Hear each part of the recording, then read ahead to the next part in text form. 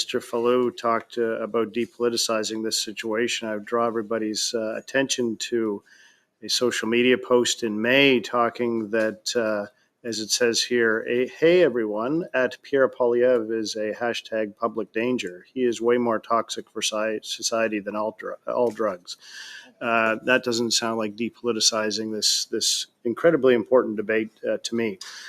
That being said, Mrs. Krupp, thank you very much for your testimony. I had a chance to read it, and I really appreciate you being here, and apologize for not being able to be here right away. We talked a little bit about methadone and, of course, the tragedy that happened in your family related to methadone. And I once was a family physician and had a license to prescribe methadone, and at that time, it was necessary to prove the competence as a prescriber before you were allowed to prescribe methadone. In my reading, those regulations changed in 2017. And in your mind, if that regulation continued to exist, would that have changed the outcome in your family if you had a competent prescriber? If those regulations were in place, I believe most certainly my daughter would have been alive, because the physicians that were dispensing prior to 2017 had to be trained. Now they are not. For example, Recovery Care has 4 clinics across Ottawa. Guess how many doctors have the certificate for addictions? 1, Dr. Charles Burrow. All the other doctors at all the other locations, including the one that my daughter went to, none of them have addictions training. Those comments, of course, are very, very concerning, and I think it's something that this committee needs to take into consideration as we draft recommendations around how things need to change in the future. And Dr. Davila, I find it interesting. I had a chance to read some of the comments that you've made. Am I right on behalf of Canadians in saying that when you talk about legalization and some of the proposals you put forward, that you didn't believe there would even be an age limit on use of unregulated drugs in this country? Is that true? So let's be clear. What I have put forward and what we put forward at Toronto Public Health is in respect of decriminalization and a nuanced discussion on how to create drug policy that actually better supports health. Yeah, I guess that wasn't my question. My question was very specific. Does your policy include the fact that there be no age limit? So our decriminalization application did include young people who we recognize are actually also very much suffering from addiction. I'm going to interrupt you, but you're giving us a word salad. On behalf of Canadians, your legalization program did not have any age limit whatsoever. Through the chair, it was a decriminalization application to the federal government.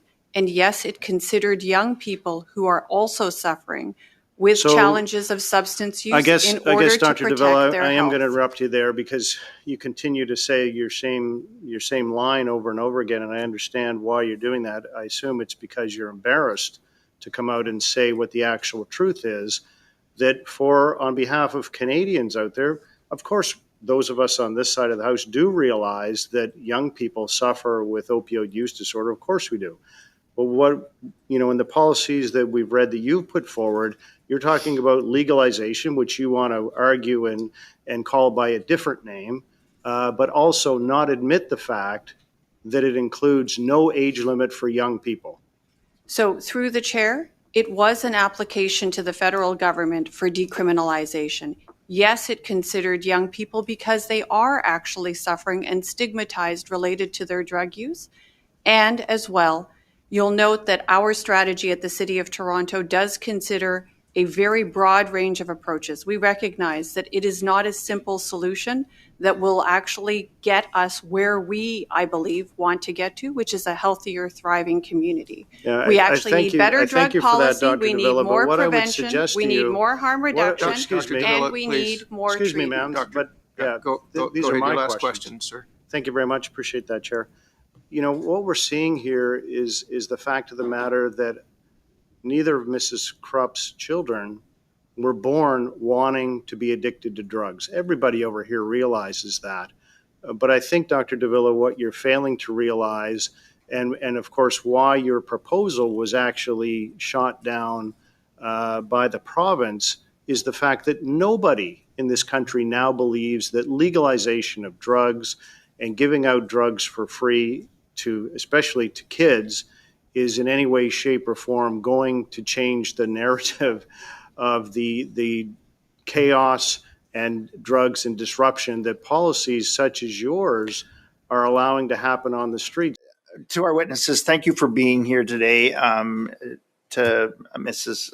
Krupp, our family does have lived experience. My brother lives on the street and has been on the street for years, struggling with his addiction. I lost my brother-in-law to an overdose, also an uncle as well. So I really, truly appreciate your testimony today. Dr. Davila, is it your position today the same as in 2018 when your office released a report in which you recommended the legalization of highly addictive and deadly drugs such as heroin, meth, and cocaine and fentanyl? Do you believe that that is still your position today? Chair, my position is that we need to take an evidence-informed approach to substance use, Okay. and that the current criminalization of those who use drugs is actually not serving Okay. our shared objective So of a better, legalization of those? healthier society. So you agree that we should be legalizing heroin, meth, cocaine, and fentanyl? I think we should be treating substance use as a health issue, Okay. and we need to modernize our existing policy approach to Okay, substance now you're a use. public health physician, is that correct? You're not actively involved in these centers. You're a public health physician that drafts policy, is that correct? So I do not provide direct clinical treatment. Okay, thank you. Dr. Fallu, I appreciate your testimony today. You called decriminalization in BC a success. Were you aware that the leading cause of death for children aged 10 to 18 is overdose?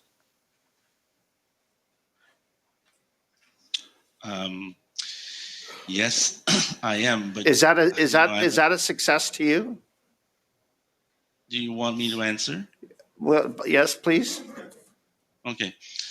I'm a scientist, and I know that causal attribution is really complex, and you cannot, because something is higher than before decrim, attribute this to decrim. There had been other factors at play. Okay. Inflation, housing problems. I appreciate your answer. Didn't say Thank you. It was a success. I appreciate your answer.